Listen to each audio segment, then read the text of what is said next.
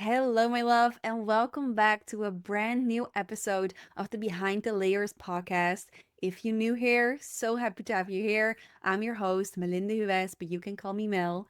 And I create this podcast to help you return to your true self, a journey you don't have to walk alone. So get comfortable, get your tea, and let's start chatting. Before we dive into today's topics, I will not pretend like I didn't just disappear for 2 months on the podcast. If you follow my stories on Instagram, you might have known that I was facing burnout. And I really tried to push through by staying consistent with the podcast and staying consistent on Instagram. But eventually, I just needed to drop it all. And that's why I disappeared here for a little bit. 2 months ago, I went to Bali hoping that I would kind of refind my spark and overcome the burnout. But what actually happened is that I learned to actually take a step back and that I needed to drop everything. And I'm so happy that I did because it finally gave me the opportunity to truly slow down and return to my true essence. Because if I'm being honest, last year was the best year for my business, but I kind of lost myself in it. I started to run my business, my content, my podcast in a way that isn't authentic to me. My way of working just started to feel very fast, promotional, and really not romantic. And if you have been following my journey for some time, you know I'm a slow person. You know that I work with intention and speak from the heart.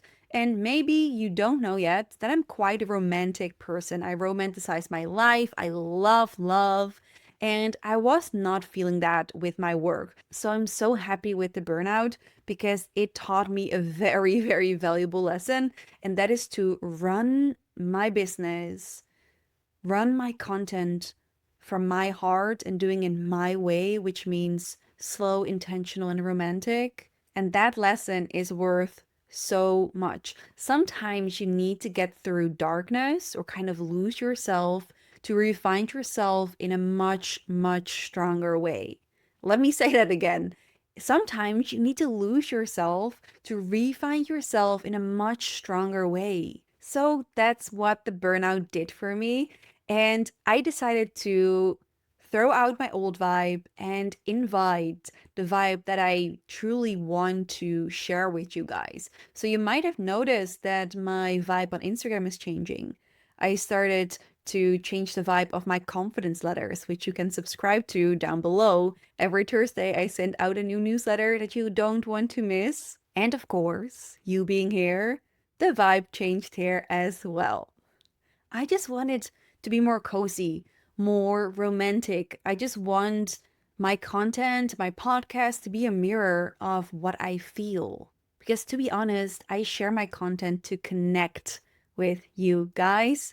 And I feel I'm getting that right now, much more than I did before. So I'm happy I got that off of my chest. But I would love to know from you, what is a very valuable lesson you learned that made you get back to yourself? I would love to hear your answer to that. You can comment it down below and I would love to read it and reply to you. So, this was a little bit off topic, but let's dive in for the topic you came here for. 6 things naturally confident people just do differently. You see, I don't think many people realize that by making a few simple changes, you can drastically improve your confidence. Things naturally confident people are already applying in their lives. And if you have no clue what those simple changes can be, you came to the right place. I will tell you them today so you also can live a confident life. But before I start with number one, I want to remind you of something, and that is that naturally confident people don't have easy confidence. What I mean by that, it's not that they don't have insecurities, that they don't have fears or doubts. It's just that these people have such a good base level of confidence that they know how to work with these struggles. And the reason I want to share this with you is because if you're on this confidence journey and you have this idea that you're working towards, where you be like insecurity free, never a doubt in your mind, I don't want you to have the wrong idea of what confidence looks like. Those things will still pop up. We are human, these things are normal.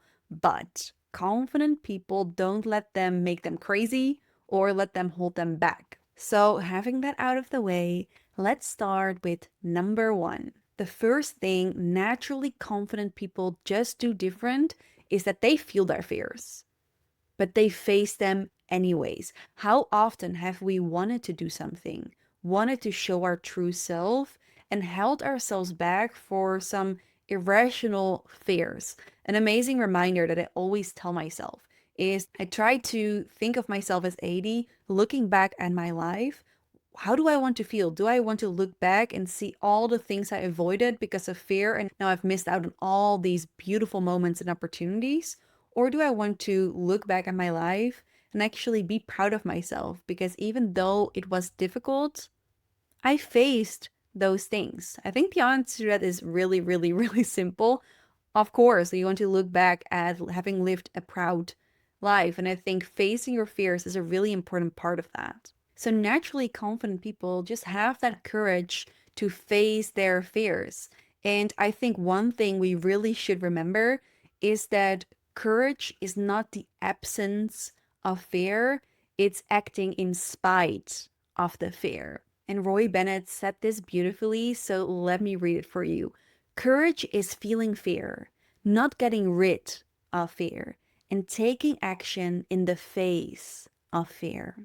That is what courage is. Because let's face it, we all have fears. I have fears. You probably have fears. Fears of failure, fear of not being good enough, fear of looking stupid. It's all human. Just how we respond to those fears is very different. And it's funny because I think one of the reasons why we have these fears is because we really want to succeed. We really want to be liked and be good people and be good at something.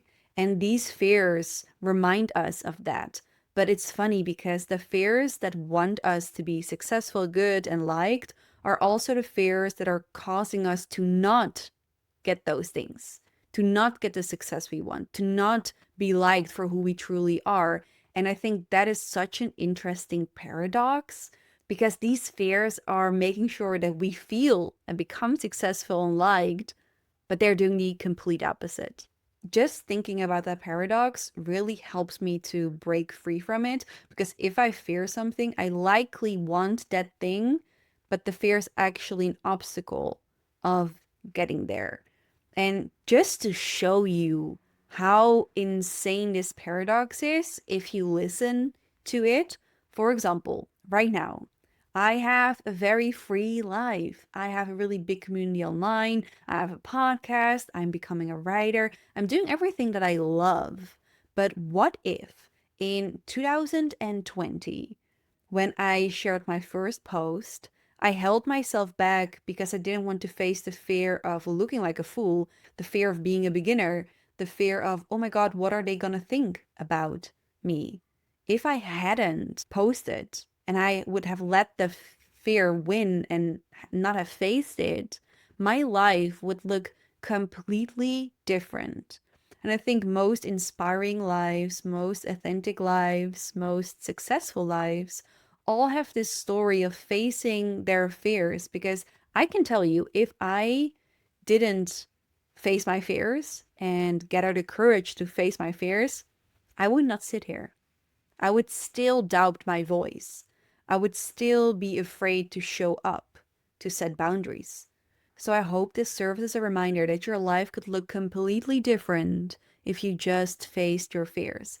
And I also have this belief that the world would be a better place if we all faced our fears and put our voices out there and our opinions. Because often the best people stay silent the most. And I think we need to hear your voice. I think we need to see your art. I think we need to see your authenticity, what you can bring to this world. I don't remember who said this quote, but it was something in the lines of, what a waste of life it would be if you would have this gift hidden inside of you and you never ever got to share it with the world. That quote, I didn't say it correctly, but that quote really changed a lot for me in 2020 because I kept reminding myself, like, what a waste it would be if I have something within me worth sharing and I just keep it locked in here because I fear rejection, judgment, hate, maybe even.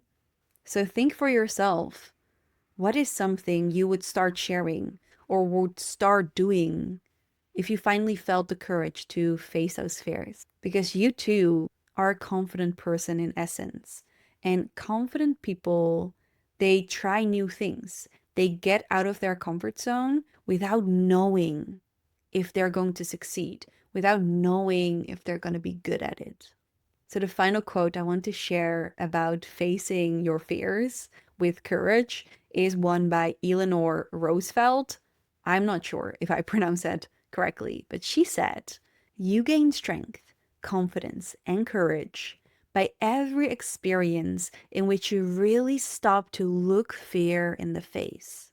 And oh my God, I love looking at it in that way. Whenever I face a fear, it is just helping me become a little bit more confident, a little bit more courageous. And if we look at fear from that perspective, it becomes much more fun to work with. If you feel like others also need this reminder so far, please share this podcast with a friend who needs to hear it or on your stories.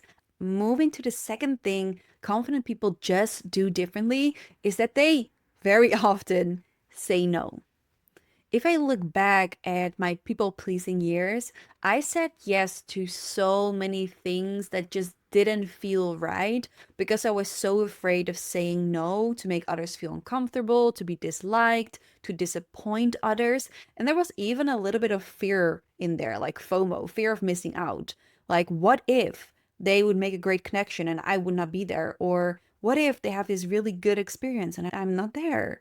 And on top of that, saying yes to everything really helps you to avoid conflict and uncomfortable conversations. I remember, oh, this was so bad. I remember one time in college, we had to do this presentation together, and I had this group who didn't really take the lead. So I just took a lot on my plate, and there were a lot of unfinished things, and I just kept saying yes to everything. So the night before the presentation, I had still so much work to do. I got multiple panic attacks because this was in a time where I had a social anxiety disorder. So I was afraid of the presentation, the work wasn't finished, the stress was increasing, I didn't get sleep that night, and it was an awful night. The following day, during the presentation, I got a panic attack again. It was just too much for me. And it's funny to realize how much a difference a single no would have made in this experience. If I had the courage to say no to a few of the tasks that I was doing, or even asking help and be like, hey, I don't think I can have even more of this work. Maybe we can do it together. That would have solved it. Sometimes it's as easy as that. So, this is why we need to learn to say no, because we're crossing our own boundaries and we are getting into situations we don't want to get into. And I read this amazing book called Essentialism, where Greg McCown, once again, not sure if I pronounced that correctly, said something that really sticks to me until this day. Let me read it for you. The reality is, saying yes to any opportunity by definition requires saying no to several others. You see, we cannot do all things in the world. We only have a limited amount of time and energy. And the moment you say yes to one thing, you have to say no to another thing. Maybe a very easy example. If I want to go on a holiday to Greece, but I also want to go on a holiday to France, and I only have 1 week and can go on a holiday to, I have to say yes to one of those, meaning I say no to the others. In other more realistic ways that this shows up is when we say yes to working more hours, we say no to spending more time with our family or our loved ones.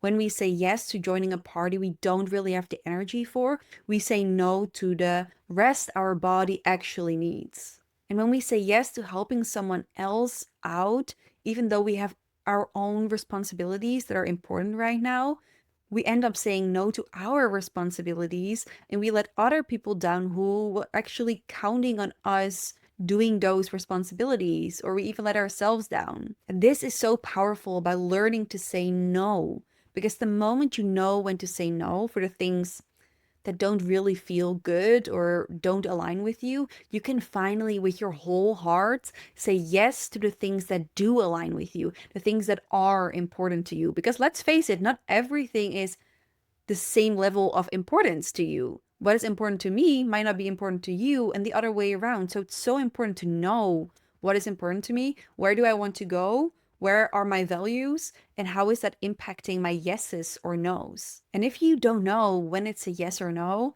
once again, there's this amazing quote from the book Essentialism, and it says, if it isn't a clear yes, it's a no.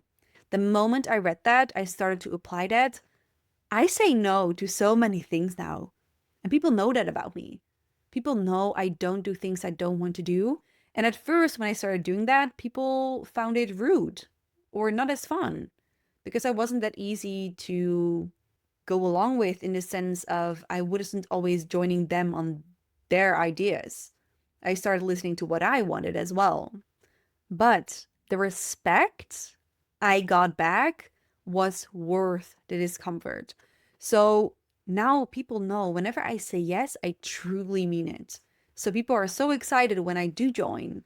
And it also feels so good to me and my body because my body knows I'm always listening to it. I'm not doing anything against my will, just to be liked. So if you still find it difficult to know when it's a yes or no, this question, ugh, it's so simple. And sometimes I don't understand why people don't use it, but it's when somebody asks you something, you can just say, that sounds amazing. Let me think about that. Or maybe I will have to check something. The moment you say that, you have a space. You can come back to that question a day later, or a few hours later, or 15 minutes later, and actually give an honest answer that you do want to join. And now you can give a full yes, or that you don't want to join. And now it becomes less scary because it's not a direct question anymore. You're coming back on the question. So learning to say no will open up so many doors for you. It will bring back your time. It will redirect you on a path that aligns with you. It will increase your trustability. It will increase your respect. And overall, of course, your confidence will increase. And one thing it will also do is that it won't let you settle. Take, for example, a relationship. If you go and date somebody who isn't a full yes, but you still give them a yes, you will have to say no to someone that aligns with you more down the road. So once again, saying yes here will leave you saying no to something that aligns even more. So really learn to use your no's and trust that the right yes will come. The right opportunity will come where you would say yes to. So, a very quick example. I'm thinking of building a community with all the girlies on here. And I've been looking at so many platforms and none of them have felt right. None. And I paused the idea for a bit because I think the platform you're using for a community really makes or breaks a community because people need to feel at home there. It needs to be easy. And I just kind of dropped the idea because I don't think there's any platform that I have that feeling with that I would use myself. Then out of the blue, this startup comes up. They reach out to me, we go on a call, we have a conversation, and it is exactly what I would want my community to be. And now, because I didn't say yes to the other platforms, I get to say yes to this one. And that is so incredibly powerful. Your yeses have so much power. You just need to learn how to use it because you cannot say yes to everything. You can't. You shouldn't want to. Moving to number 3 of the things naturally confident people just do differently.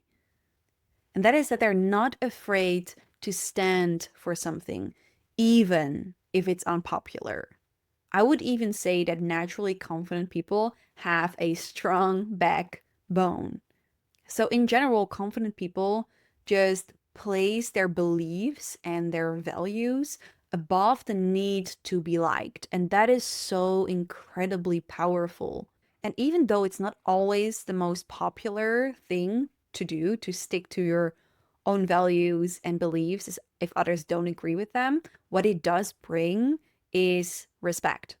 I know some people who really stand their ground, and I have so much more respect for those people than the people who change their opinion based on who they're with, because that really breaks trust in a relationship. I used to have this friend, and she had certain opinions, certain beliefs, desires, interests, and that all aligned with me, which was super nice until the both of us joined a new friend group. And those people had different beliefs and different opinions about things we spoke about a lot. And her opinions all started to change very rapidly. And I started seeing that in every group that we joined, that she was kind of a different person. And that really broke trust with me because I started to wonder, okay, which interests are true, which opinions are true, what do you say to be liked, what do you say because it's honest?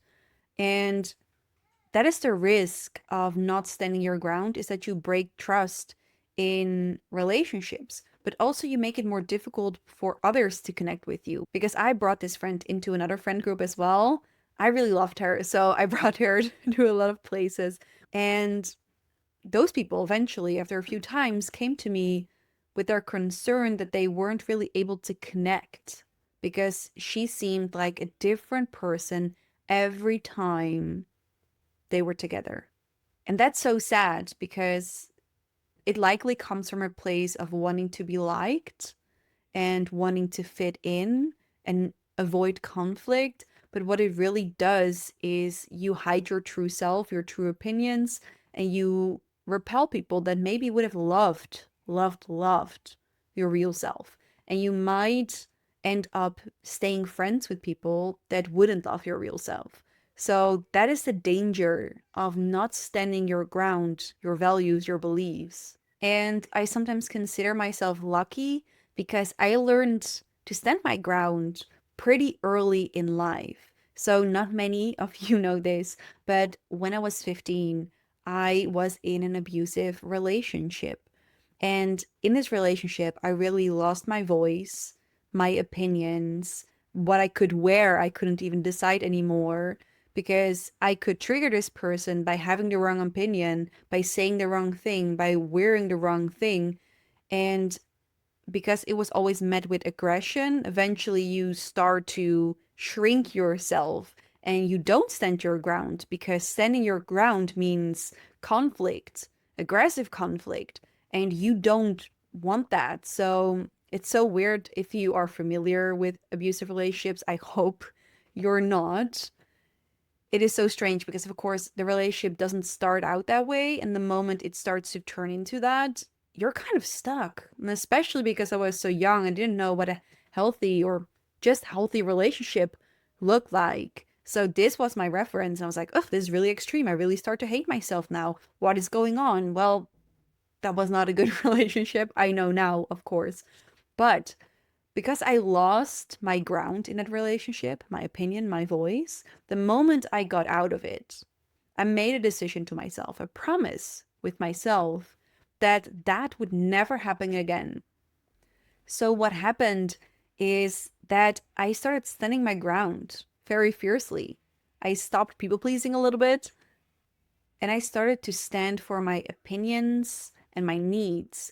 And this really helped me to communicate boundaries, desires. So I think it really brought me a lot to go through this experience so early in life. But at the same time, eventually I had to learn to also lose a little bit of my ground, if that makes sense. Because I had this belief now that if I would compromise a little bit, I would lose my voice, my freedom again. So for me, it was some work afterwards to kind of let go of the beliefs that I received in that relationship. So, yes, one, it helped me stand my ground. But two, it also made me a little bit stubborn because I got this fear of giving up freedom, if that makes sense. So, I guess I was a little bit lucky in that sense that I was able to stand my ground so early in life. But it's a process. Learning to stand your ground or learning to be less stubborn, it's a process. Allow yourself to have that process. Moving on to number 4. Confident people lift others up. They don't see them as competition because they feel good about themselves and being themselves. And they know there is no competition because there's nobody like them. Just like there's nobody like you. But you just have to start seeing that there is no competition. We're all so different. We're all so special, so unique. Like there is no competition. And I think the biggest sign of insecurity is talking down on people. It is judging people. It is not wanting others to shine. So if you are doing these things, gossiping, judging, being negative towards others, first of all, it's normal. People do this. Like the amount of people that judge, the amount of people that gossip, like, first of all, don't judge yourself for doing that. Second of all, if you want to have confidence, the first step is to stop doing these things.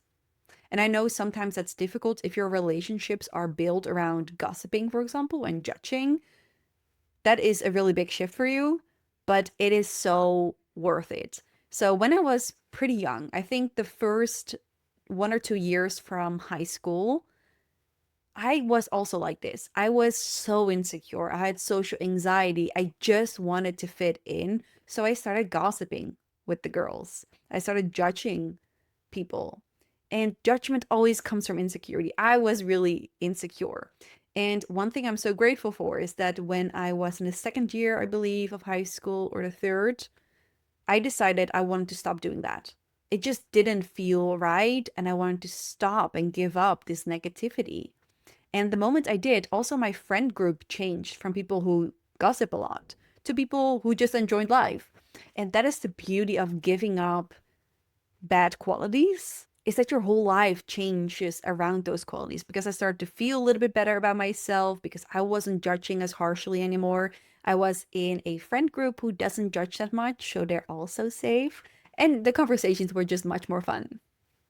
And the main reason why I think giving up this negativity towards others is so good for our confidence is because the way you judge others is the way you judge yourself.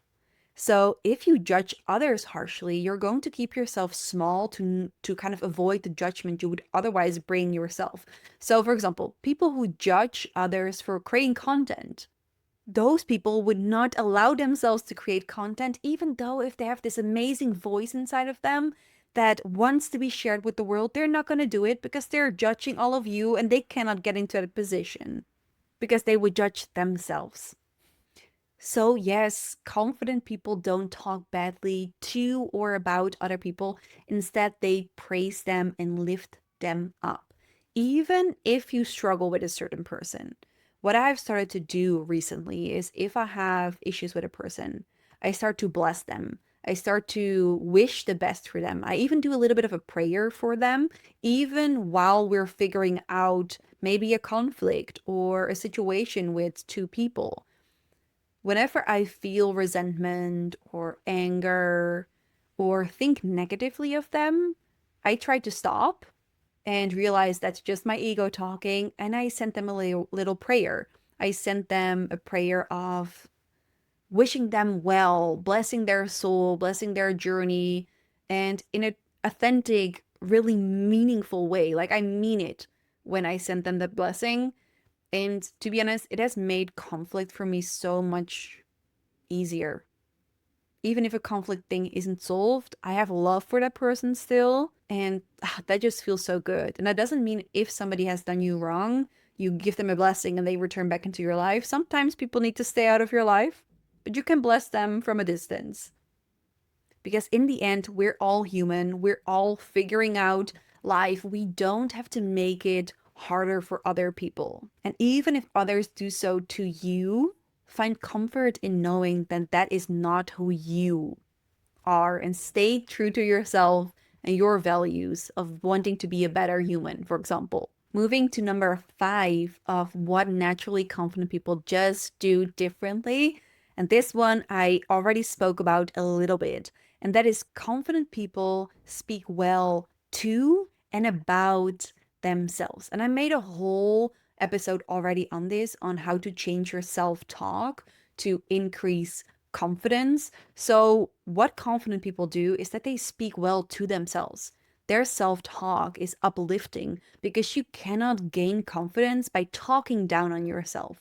So, I'm not going into that in today's episode, but I will link the other episode down below. And I really, really, really recommend you listening to that. I believe it's a very short one, so enjoy. But one thing I haven't talked about in that episode is that confident people also talk confidently or well about themselves. So they don't talk down on themselves. Whenever they get a compliment, they don't brush it off like, oh, it's nothing. They actually allow that compliment to come in and actually be thankful and actually believe that compliment.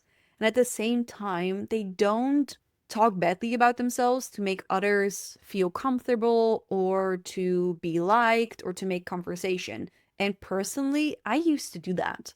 Whenever I would be with people I didn't really know, I would easily kind of talk bad about myself, like, oh, I'm such a this person, of, oh, I'm so bad at this. I will kind of make jokes about myself as a way to connect with them. But this was not confidence. You don't have to talk down on yourself to make others feel comfortable to connect with you. And even in relationships, there were times where I would kind of downplay my achievements because I knew there were some people that felt uncomfortable with me shining more and more brightly. And last year, once again, if you follow me Instagram and see my stories, you know I went on this embodiment journey, the embodiment of my most authentic and confident self. And oh my gosh, so much changed because of just embodiment. Just 15 minutes in the morning embodiment. My entire life changed. I found my dream partner, my business boomed. I became so incredibly confident. Like if you just do one thing for yourself, please learn embodiment. If you want to learn how, I have my 15 minutes embodiment guide down below. But one part of this embodiment was that I started to talk better about myself. I started to shine more brightly. And I used to not do that because I wanted to make the others feel comfortable. But I stopped doing that. And I was like, you know what? I will just see what happens. And indeed, the people I feared who would grow uncomfortable grew uncomfortable. And of course, nobody wants that for other people or the relationship. But at the same time, you cannot shrink yourself to make others feel more comfortable. If you are a trigger to them, let them get triggered because there is a lesson in there for them. So, very shortly, don't only talk nicely to yourself, also talk nicely about yourself and allow those compliments. Don't brush them off, allow the compliments to come in. Moving to the final thing the confident people do differently is that they take full responsibility for their lives. And I know this is not an easy one, but this is such an transformative one. The moment you take responsibility for your behaviors, for your actions, for your results, just for your life and everything, your relationships, your love, your health, life becomes easier because you take back your power instead of being in victim mode, like life is happening to you, I cannot do anything. We take responsibility to ourselves. And we're like, even though I might not be able to control this, I am able to control that. And I haven't taken full responsibility for that. Take, for example, a fight with somebody. If you are in a fight with someone, personally, I don't really have screaming fights, but let's imagine you do. If somebody says something mean to you and you start also cussing them out, that is your responsibility. And I get that you could be like, yeah, but they started and yada, yada, yada. But in the end, you have to take responsibility for your actions. If doesn't matter what caused it, your actions. If you don't want to be the person who cusses people out, don't be the person who cusses people out, even when they're getting triggered. And I'm not sure if this resonates, but this was the first example that came to mind. So, confident people they know that they're responsible for their lives, for their decisions. And there is so much power in that. You see, everybody has enough stories to create a victim story about themselves. But what many people don't realize is that they also have enough stories to create a hero story. They have the opportunity to change their lives around. And that is your hero story. How you finally got unstuck, how you finally took on responsibility and changed your life. So let this be a reminder to write your hero story if you aren't doing it already. One of my hero stories was actually in 2018 when I was in a depression for a full year. I hit absolute rock bottom. I just didn't know how to continue living, if I can put it that way. And in that moment, I needed to make a decision. I needed to do something. Like, I couldn't live like this any longer. So I needed to change something. So I took full responsibility. I took responsibility for how I ate, my movement, getting outside of the house, working on my mind, doing all the work. And I did this for 3 months. After 3 months, I started feeling better. And I know that 3 months sounds so long, but I had nothing to lose. And that is kind of how you need to be about it. You need to take responsibility, even though the results or the benefits aren't going to show immediately. Because I rather be a creator of my life, even though the creating takes some time, to be a victim to whatever might be happening. So taking responsibility isn't easy. I will give you that, but it's so important. It makes life easier, right? Because the first part is not easy, taking responsibility first. But the moment we have full responsibility and we've grown used to being responsible for everything, it makes life easier because now we can finally control the things we can control and we don't have to think about the things we cannot control. So, my love, I hope you loved this episode, this new format, the new vibe, the new depth. So if you did, I need to ask your help for one tiny thing. I really want to grow this podcast and reach more people. So if you could share it with just one friend or share it on your stories, that would mean the absolute world to me. Also, if you have any reflections or thoughts on this topic, leave it down below and I will respond to you. And before I forget, a positive review on the podcast would be so, so, so appreciated. And before we end today's chat, there are two reminders that I want to share with you. The first one is that I have a confidence letter where I send confidence boosters into your mailbox every Thursday. So that's completely for free. You can join down below. Right now, we are with 22,000 of you in the newsletter. Let's try to get that to 30 this year. And second reminder, next week, Return to Inner Confidence, my signature program, is going to launch for the waitlist only. This program is a 10-week roadmap to help you go from socially anxious to someone with unshakable confidence. So you can stop fearing opinions, stop replaying every conversation in your mind, and finally feel good just being you. If you want that and get access to the waitlist, you can subscribe below before it's too late. Once again, I hope you loved today's episode. Thank you so much for being here, and I hope to see you next Tuesday.